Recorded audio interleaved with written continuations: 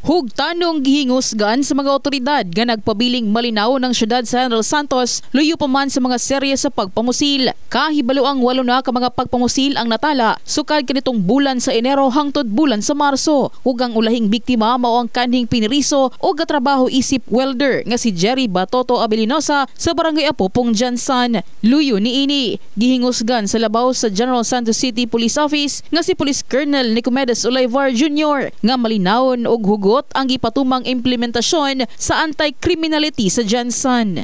Mao nga atong gipaningkamutan. So dili ta makaingon nga atong General Santos City is rampant na ang shooting incident. Yeah. So nato na butang sa liblib nga lugar, remote, wala na ma-appeal halos sa atong police coverage kay siyempre napay conflict ang maong area daghang kay squatters. Rest assured nga among tagaag solusyon ang maong hitabo kay mo naman ato trabaho ma'am. Crime prevention o crime solution. So harita mo tira sa crime solution. Una nang natala ang 5 ka mga pagpumusil ang nahitabo sa area of responsibility sa Makar Police Station. Una nang gibutsyag sa hepe sa mong presinto nga isolated ang mga kaso sa pagpumusil maitugod sagad sa mga rason mao ang personal nga bangi o may kalambigitan sa illegal na binuhatan. Yes, with the recent shooting incident, nakita to sa social media, they are telling na delikado na ang Jansan, puno na o kaning pangpamusil, pamatay.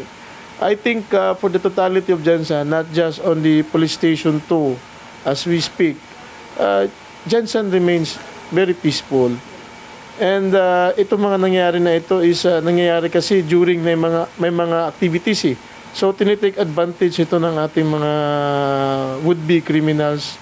So but the Philippine National Police, the GCPO, and all its partners here na undergoing peace and order is doing our best to maintain the order and safety of our public. Nanawagan ang kapulisan sa publiko nga sila tabangan sa pagpakgang sa mga kriminal pinaagi sa paghatag og impormasyon. Una nang gibutsyag sa PNP nga dakong tabang ang abag sa mga barangay og force multipliers aron magpabilin ang kalinaw sa tibok syudad sa General Santos. In the heart of changing lives, kini si MJ Fernandez sa Brigada News Jansan. Brigada News.